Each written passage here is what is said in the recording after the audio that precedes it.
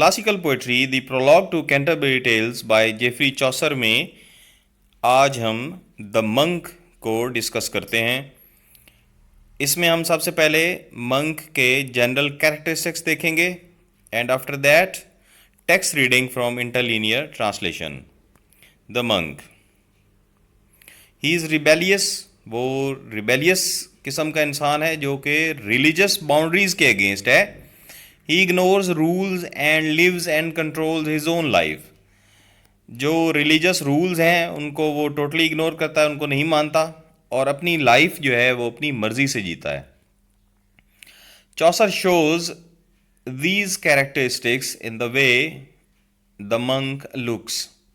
Monk नज़र कैसा आता है, चौसर उसके कैरेक्टरिस्टिक्स ऐसे बयान करता है।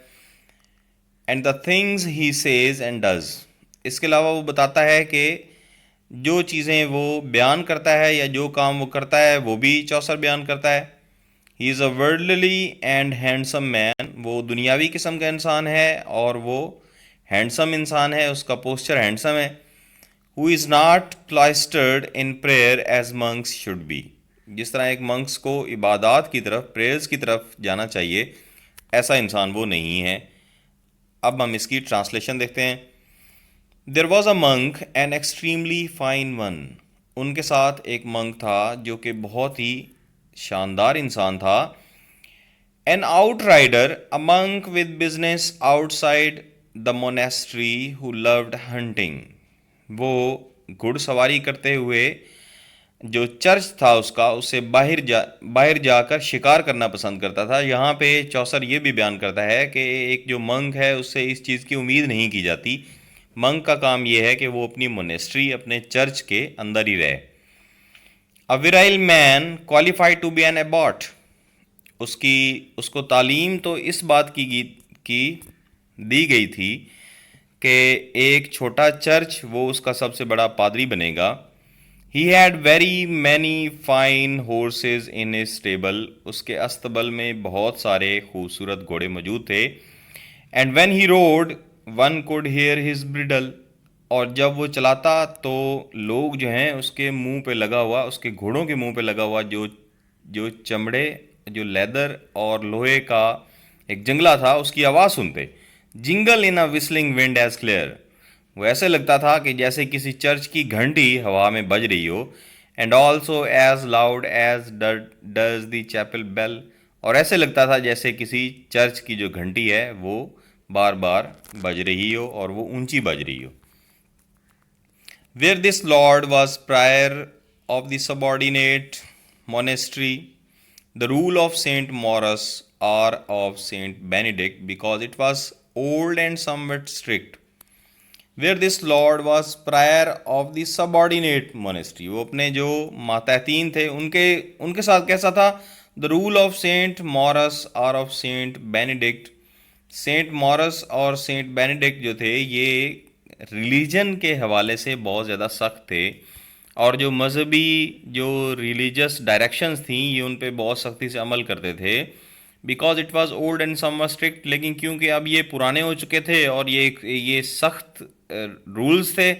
This same monk let old things pass away, ये पुरानी चीज़ों को दफा करता था, उनको नहीं मानता था। And followed the broader customs of modern times, और उसका जो मॉडर्न टाइम था उसमें जो नई चीज़ें शामिल हो गई थी उनको उसने एक्सेप्ट किया हुआ था। He gave not a plucked hen for that text, और वो जो किताब में लिखी हुई बातें थीं, जो अहकामात थे, जो डायरेक्शंस थी फ्रॉम गॉड, उनको वो ज़र्रा बराबर अहमियत नहीं देता था।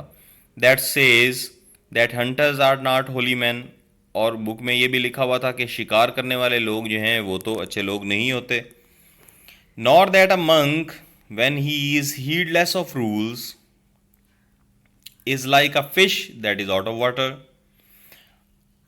और ना ही एक मंक की तरह वो जो रूल्स थे उनको कोई अहमियत देता था, और अगर कोई रूल्स की बात करता तो वो ऐसे हो जाता जैसे पानी से बाहर किसी मछली को फेंक दें।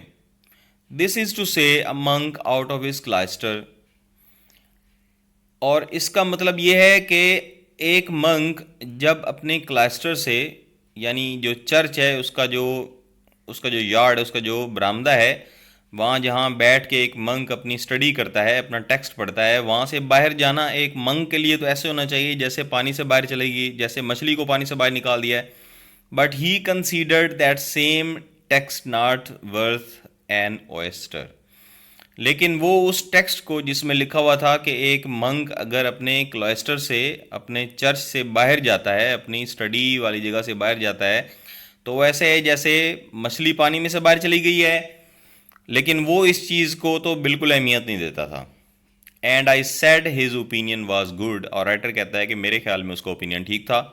Why should he study and make himself crazy. क्या ज़रूरत है कि रिलीजन की स्टडी करे और ख़ुद को पागल कर ले.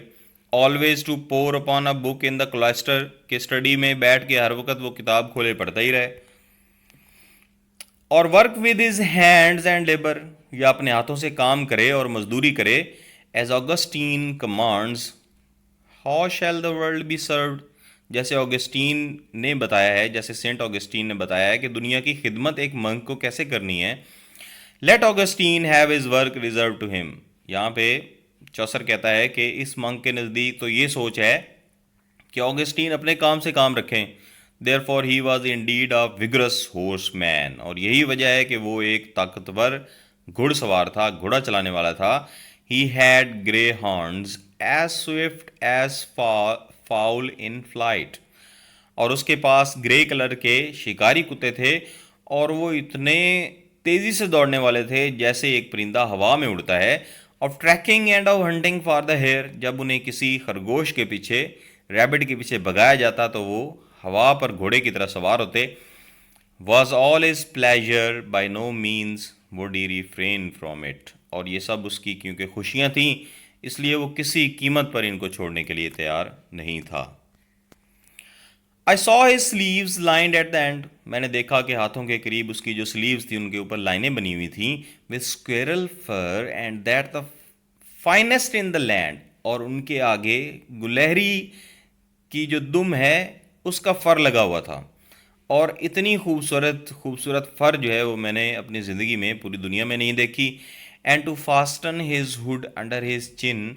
और अपनी चिन के नीचे, अपनी ठोड़ी के नीचे अपनी हुड को बांधने के लिए he had a very skilfully made pin of gold. सोने की बनी हुई बहुत ही खूबसूरत एक पिन उसने रखी हुई थी. There was an elaborate knot in the larger end. और उसके लार्जर एंड पे एक बहुत ही खूबसूरत गिरा लगी हुई थी. His head was bald which shown like any glass. उसका सर बिल्कुल गंजा था और वो एक शीशे की तरह चमकता था.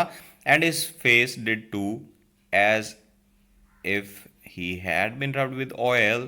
और उसका चेहरा भी इसी तरह चमकता था, ऐसे लगता था जैसे ऑयल लगाकर उसे अच्छी तरह रगड़ा गया है, रब किया गया है. ही was a very plump Lord and in good condition.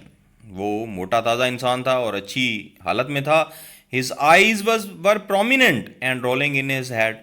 उसकी आंखें वाजे नज़र आती थीं और उसके घर और उसके सर में घूमती थीं. Which gleamed like a furnace under a cauldron. ऐसे लगता था कि उसका सर जो है वो एक देजकी है और उसके नीचे आग जल रही है. उसकी आंखें ऐसे लगती थी. His boot supple, his horse in excellent condition. उसके जो जूते थे वो बहुत ही नरम मुलायम थे और उसका जो घोड़ा था वो बहुत ही आला क्वालिटी में था, बहुत ही आला हालत में था. Now certainly he was a handsome ecclesiastical dignitary. और इससे जाहिर होता है, यहाँ पे मॉक कर रहे हैं चौसर साहब, कि ऐसे लगता था कि ये वाकई में चर्च की एक अजीम शख्सियत हैं. He was not pale as a tormented spirit. एक मंक जो है वो रिलीजन के लिए हिम्मत कर करके, स्टडी करके और अपने चर्च में रह के जो तबलीग करता है उसकी वजह से उसकी हालत जैसी होती है, ये ऐसा पीला नहीं था. A fat sworn loved he best of any roast. और उसका सबसे मरगूब, सबसे पसंदीदा खाना क्या था? सुअर का एक रोस्टेड टुकड़ा. His saddle horse was as brown as is a berry. और घोड़े पे बैठने वाली जो उसकी सीट थी वो एक पकी हुई बेरी की तरह ब्राउन कलर की थी.